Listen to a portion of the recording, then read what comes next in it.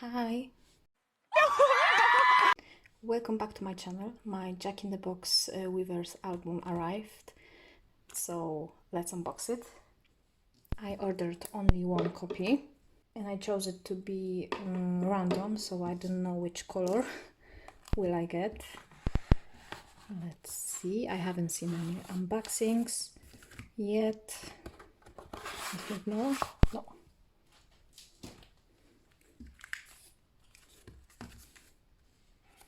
Okay.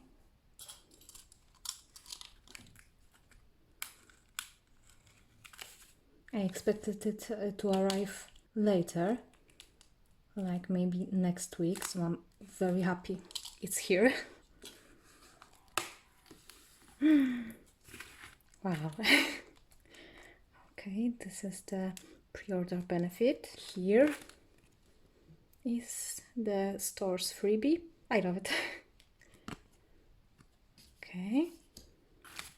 And the holo card should be, I don't know where, but there should be a holo card.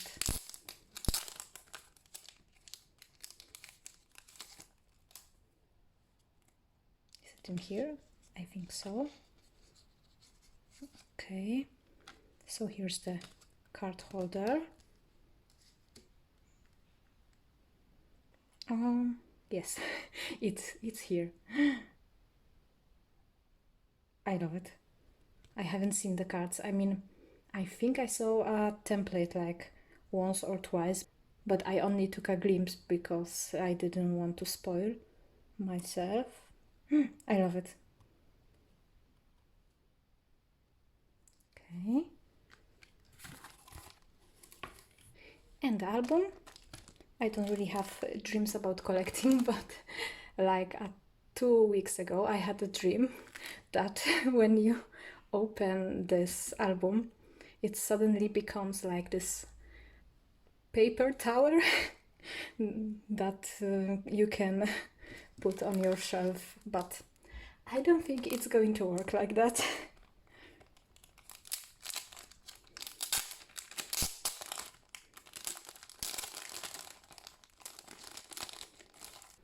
So the Lollapalooza performance was absolutely amazing, perfection. I absolutely loved it. Of course, Weavers couldn't handle the traffic and there were so many problems. I'm happy that we can watch the whole concert and it's not copyrighted. I had to stop recording for a while, but I'm back, so let's get to it. Okay, this is the packaging. So the track list. Which one is my favorite? I have no idea. Every day it changes. Like one day I would say it's Arson, the second it's equal sign, and go on and go on, go on because I really love them all. Since this unboxing is going to be really quick, I've decided to record my album review interpretation, so this is going to be the second part of this video, but right now let's just open this. Okay. I don't wanna damage anything. Okay. Oh, the stickers. Are there the stickers or what is that? Okay, let's take out everything. Oh, no. Oh, okay. Let's see the signature. Okay. And this, I guess this is his thank you note. Okay, I won't read it. I love the packaging. I mean, I was a little disappointed we wouldn't get like a photo book and a CD, but I got over it. Okay, let's put it like that. There was no word about the stickers in the product description, right? Are they this gift he was talking about in his V-Live? Maybe. Okay. I don't know which one is the random one. Okay, let's see. I think this is not the random one. And oh wow, I love them. I absolutely love them. Now I want... Okay, this is the... which one? The green one. I didn't see I was flashing this code for the whole time. Okay, so my thought was, is it a coincidence that it matches? I don't know. I bought only one copy, so I wouldn't know. But I love it. And the code, to be quite honest, I am not going to download another music app. I have my Spotify premium and that's enough for me. And code, and that's all, I guess. So now let's jump to the second part of this video. I've noticed that my English reading accent is way different than my speaking accent. So you're warned. I didn't do it on purpose, but it is what it is, I guess. So let's proceed. Welcome to my Jack in the Box album review. I am going to talk about each song and then make a quick summary at the end. And a few disclaimers. I don't really know much about rap, so the main focus of this review will be the album's lyrical content.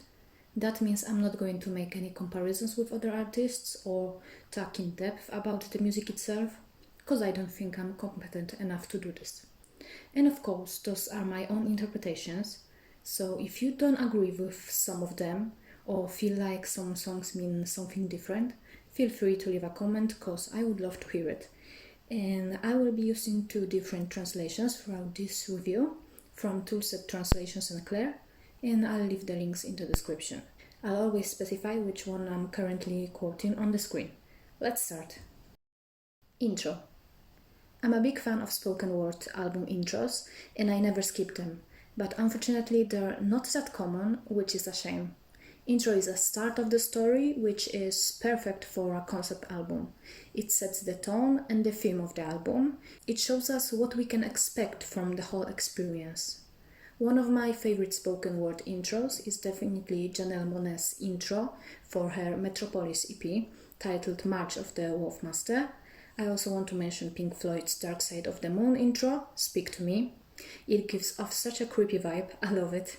When it comes to BTS, I think I could classify Oh Are You Late To intro as spoken word, even though it's half spoken word and half rap.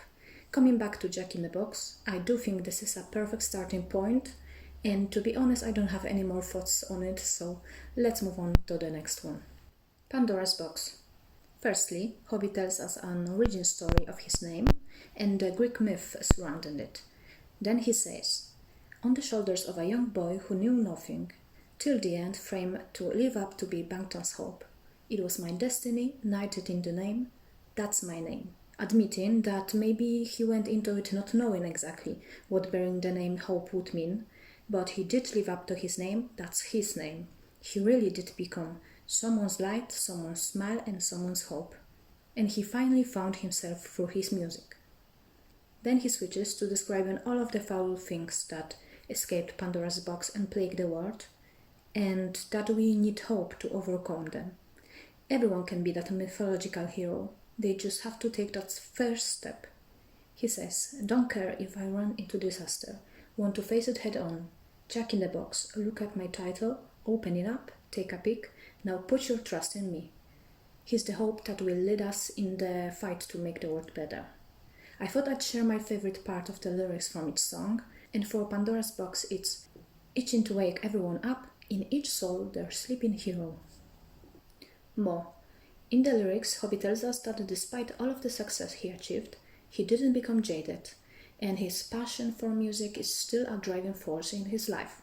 He goes on to explain that his music is the result of 11 years of learning. He basically never stops learning. His music is his reason to live, his joy. His work makes him breathe, so he wants more, as simple as that. My favorite lyrics are, drunk in cool paintings that embody art, I continue to give other like Dali. I'm a big fan of Dali's art. It was so out there for the times he was living in. He got ridiculed for it, and people didn't believe he would become someone in the world of art. He was going against the stream, and he dared people to look differently at the world surrounding them. And that's what Hobby wants to achieve with his art. Thanks to the amazing translators, I know that Tali in Korean means differently, and it's a perfect wordplay because Tali was indeed different. Musically, it's honestly a perfect song for me. It has this grunginess, that dirty rock vibe that I love. I will also defend Hobby's decision to use muffled voice in the chorus Till I Die, because for me it was a great choice. It really highlighted this rawness he was going for. Stop. Lyrically, I think it's the most thought-provoking song on Jack in the Box. I'd say it's like Hobby's thoughts on the nature versus nurture debate.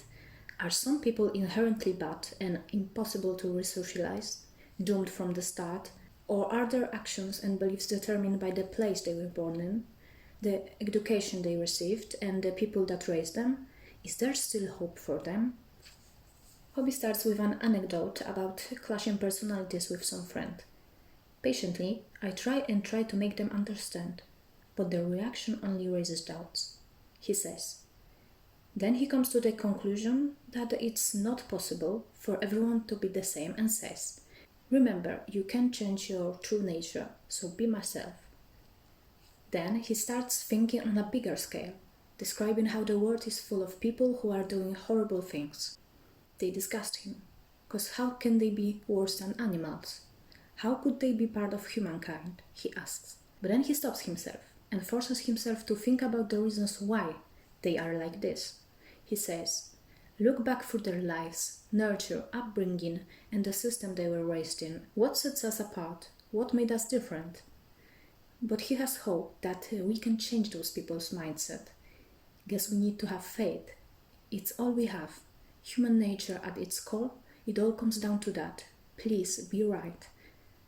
World is full of viruses, be it hate, prejudice, racism, cruelty or indifference, and they're spreading like crazy. But we can change it, and to end this mini interpretation, I'll quote my favorite lyrics from the song. Guess it's up to us to change. Even small steps move the world. Change is possible, because there are no bad people in the world. I've read opinions that the Korean title, There Are No Bad People in the World, is sarcastic, but in the end, in my opinion, I don't think it is. I think it's a belief that even though evil exists, we can change how at least some people view the world. But that's just my interpretation. I think Stop was the hardest song for me to interpret, so I'm curious what you think about its message. Please do share your thoughts. Equal sign. When I started making notes for this review, the first thing that I wrote down under equal sign was this song has a special place in my heart. And then I watched Hobby's album interview and he said the exact same thing as me. And I'm sure we're not the only ones who feel that way. The core message of this song is, we're different, but the same. But unfortunately, not everyone views it like that, and reiterating what he already expressed in both Pandora's Box and Stop, maybe it's we who need to do something about it, saying, change needs to start now, and it's up to us to do something. And he tries, but he's losing his voice, he's screaming into the silence. Equal sign is a loud plea to stop being indifferent in the face of discrimination and to understand that it's our differences that make us us. I'd say that the whole song is my favorite lyrics, but if I have to choose only one part, it's the world is such a wide place, but people's minds can be so narrow. There's no need to be identical. Why is it a sin to be different? I adore Hobby's voice in singing parts here. It just gives me so much comfort. I love everything about Equal Sign, but I just wish it was longer. It's criminal, it's under 2 minutes. A second verse would be perfect. Hobby, if you're listening to this, please give us an extended version someday. Music box, reflection. Jack finally escapes his box, just like his toy counterpart, after the musical box starts playing. It's quite dark, eerie, and don't even get me started on that heavy breathing. It feels like it's lulling you to sleep, but the dream that's about to start is a nightmare. Music box reflection serves as a divider, and it splits album's lyrical themes in two. First part talks more about the world, and second part is more self-reflective. What if? Here Hobby talks about the everlasting conflict between his public persona and his real self. J-Hope that we all know is always smiley, happy, and has a positive outlook on life. But what about Jung Ho-sok? What are the stories that he wants to tell the world? And would he be able to create music if his persona didn't exist? If he wasn't successful and had nothing? Could he believe in such words as love yourself and have hope if he found himself at rock bottom? Hobby asks all these hypothetical questions, and unfortunately there's no answers. It's all hanging in the air. My favorite lyrics here are, because you've only climbed stairs that are intact and sturdy, it's fair that you might not know what they mean. Musically, What If is one of my favorite songs on the album. I love that menacing, a little disturbing piano melody. I know it's a sample from All Dirty Bastards Shimmy Shimmy Ya, and it's been incorporated perfectly. Then the music progressively picks up, gets more and more intense, and gives that feeling of anguish. Something like torturing yourself with all those questions that you'll probably never find the answers for. Safety Zone. Reading translation for this song was such a shock for me, because it feels so calm, so relaxed. And then you get to know what Hobby is actually telling us, and it's a very poignant picture of someone who is simply lost in their life and can't find a place, be it a real or a metaphorical one, in which they would feel safe. We can't possibly know how it is to be J-Hope, this very talented man who reached success so extreme he probably never expected it. I'm living an immeasurable life, he says. He keeps on going, sometimes forcing himself to keep this positive exterior. My favorite lyrics in Safety Zone are, these days I tend to like animals over humans, cause same Hobby, same. As I said at the start, the mellow and calm instrumental doesn't really fit the lyrics at all. You'd expect such strong, self-doubting thoughts on Stop or Pandora's Box, but this jarring contrast makes Safety Zone even better in my opinion. It's almost like he's starting to give up, but luckily after this comes Future. Future. Hobby has always been a source of hope for his fans. He is our hope after all, but he himself also needs it. He needs courage and faith. He needs to have hope for the future, which, as seen in Safety Zone, is so blurry for him. He's still that kid from Gwangju who just loved dancing. He's fighting his own battles, going forward and never looking back. But what happens next? Future is the big unknown. It's not something that I alone can just decide or assume about. It's something that can be scary as it gets closer, something that is beyond my own capacity to hold out against, he says. And since he can't really do anything about it, he decides that he just needs to go with the flow and have hope that the future will bring him happiness. My favorite lyrics are the ones that I've already quoted about how uncertain and scary future can be. They capture this sentiment perfectly. Arson. Hobby needs to make a decision. Should he put the fire out or let it burn even brighter? In Arson he repeats the sentiment from Future. He has always worked incredibly hard for all he achieved, causing himself to overheat and catch fire.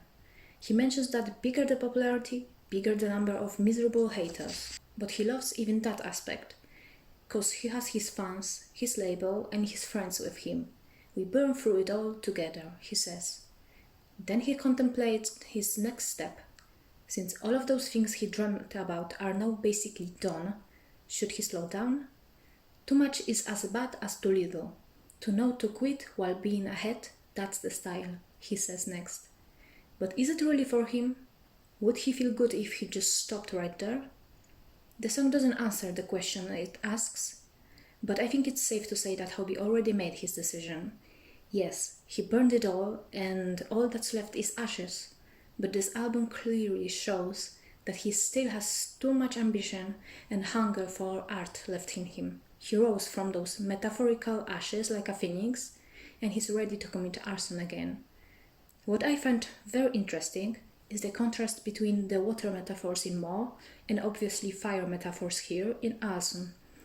In More, there are lines like I'm thirsty, I need to go surfing on the beach, I'm a fish that met water and soak up the music, and Arson is basically one big fiery metaphor. I tried to figure out what this contrast could mean, but I just couldn't come to any conclusion. But I thought I'd mention it anyway. If you have any ideas, please let me know. My favorite lyrics would be, when I sweat, I shower with oil, so I can ignite myself. The whole song has great metaphors and I basically loved each line, but this one for me is the most impactful. Asked to describe Jack in the Box in one word, Hobby replied with challenge. And I also think that this word fits here perfectly. It's bold, it's courageous. Hobby took a leap into the unknown, both musically and lyrically.